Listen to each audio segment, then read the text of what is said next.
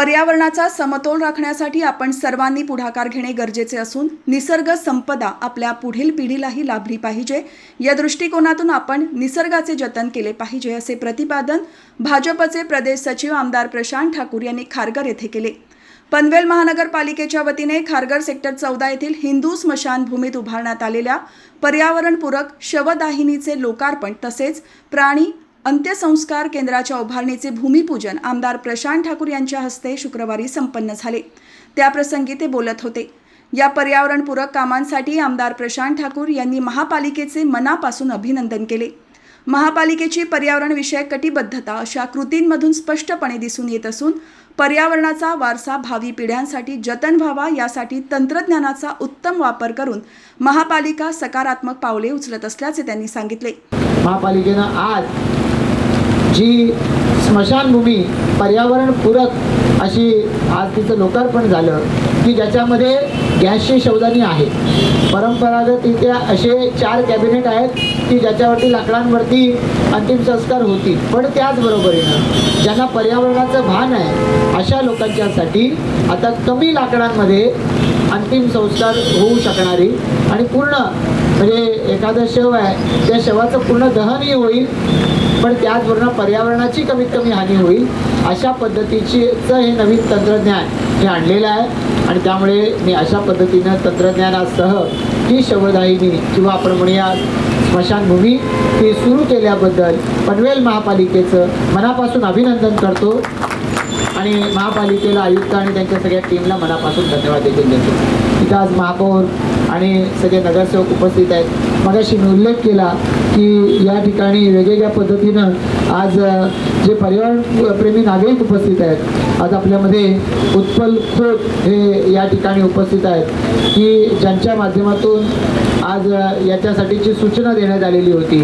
आणि आपल्या घरामध्ये पाळीव प्राणी असतात, कुत्रा असेल, मांजर असेल, या व्यतिरिक्तही काही पाळीव प्राणी असू शकतात। आता प्रत्येक जीव आहे त्या जीवाचं आयुष्य मर्यादित आहे, त्यामुळे त्या जीवाचा अंत झाल्यावर मग त्याला असंच कुठंतरी लपून छपून असं कुठं तर दफन करून चालणार नाही, कुठंही वाऱ्यावरती फेकून देऊन चालणार नाही। तर योग्य पद्धतीनं जर या ठिकाणी त्या मृतदेहाची विल्हेवाट लावली तर त्यातून ज्याच्या इतके वर्ष जीव लागलेला असतो त्या व्यक्तीचंही समाधान होतं आणि त्याचबरोबर समाजातल्या इतर लोकांना त्याचा कुठलाही त्रास होतो। अशा पद्धतीची ही संकल्पना फार मोजक्या महापालिकांमध्ये आहे।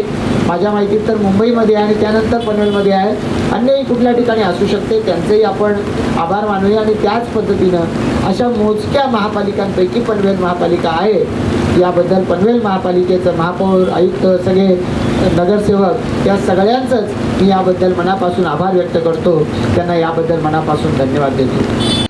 या प्रसंगी बोलताना महापौर नितीन पाटील यांनी सांगितले की पनवेल शहर आता आंतरराष्ट्रीय शहर बनण्याच्या दिशेने वेगाने वाटचाल करत असून त्या दृष्टीने पर्यावरणपूरक गोष्टींचे महत्त्व कमालीचे वाढत आहे। त्यांनी सर्व नागरिकांना पर्यावरणाचे संवर्धन करण्याचे आवाहन करतानाच यासाठी नागरिकांचे सहकार्य आणि सूचना अत्यंत महत्त्वाच्या असल्याचे नमूद केले। 2026 साली भारतीय जनता पार्टीचे 55 आणि महायुतीचे 4 असे 59 म्हणजे पनवेलकरांनी मोठ्या प्रमाणात विश्वास ठेवला। आणि आपण या सत्तेमध्ये बसल्यानंतर कोण पदाधिकारी महापौर बसला, कोण उपमहापौर बसला, कोण सभागृह नेता बसला, कोण स्थायी समिती ह्याचा विचार न करता आजही इथे आमचे अर्धे सहकारी खाली बसलेत, पण असं कोणाला अभिमान नाही की मला वर नाही बसवलं। ही जी वृत्ती माननीय आमदार साहेबांनी आमच्या अंगामध्ये भिनवली आहे की बसायचं मानाचं ठिकाण नाही मिळालं तरी चालेल, पण कामाचं मात्र मानाचं ठिकाण हे निश्चितच मिळालं पाहिजे। त्यासाठी आज जे सहकारी बसले त्यांचाही मी खरोखर मनपूर्वक आभार मानतो।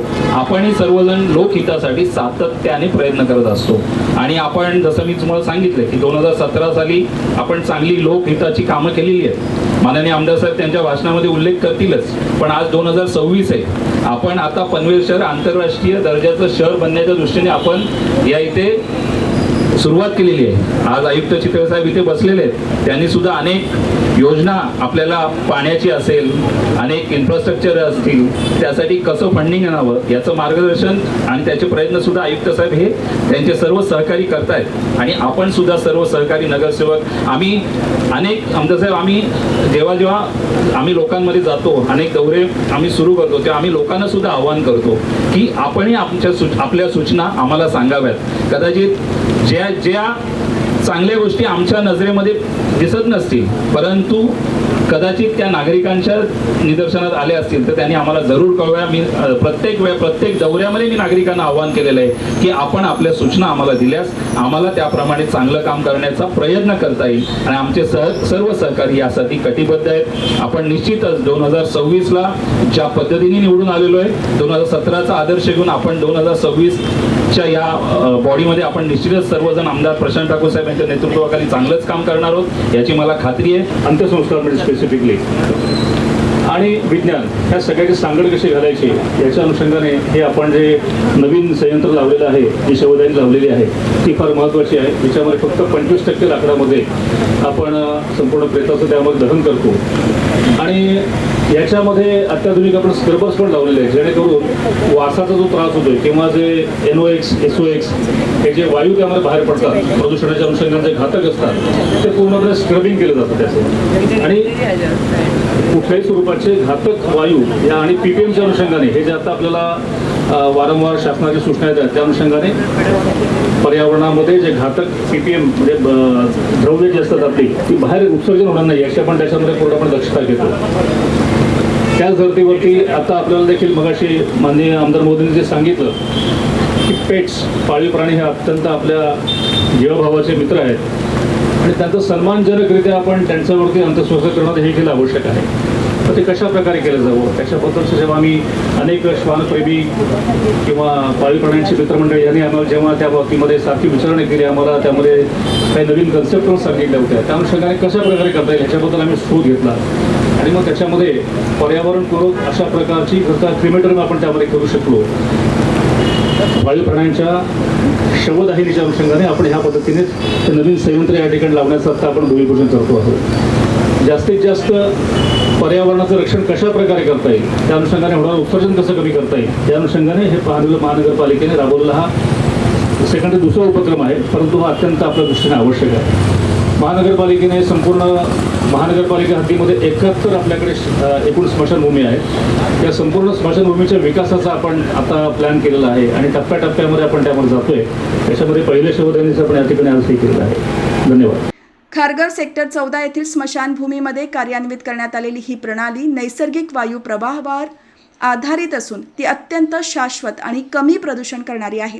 या प्रणालीमुळे केवळ 125 किलो लाकडाची आवश्यकता भासणार असून लाकडाच्या कमी वापरामुळे कार्बन उत्सर्जनात मोठी घट होईल. तसेच धूर, दुर्गंधी आणि हानिकारक वायूंवर प्रभावी नियंत्रण मिळवता येत असल्याने दहन प्रक्रिया जलद, कार्यक्षम आणि स्वच्छ होईल. सौर ऊर्जेसारख्या शाश्वत तंत्रज्ञानाचा वापर केलेल्या या यंत्रणेमुळे स्वच्छ, सुरक्षित आणि सन्मानपूर्वक अंतिम संस्काराची सुविधा उपलब्ध झाली असून यामुळे कमी देखभाल खर्चात दीर्घकालीन आर्थिक बचत होणार आहे.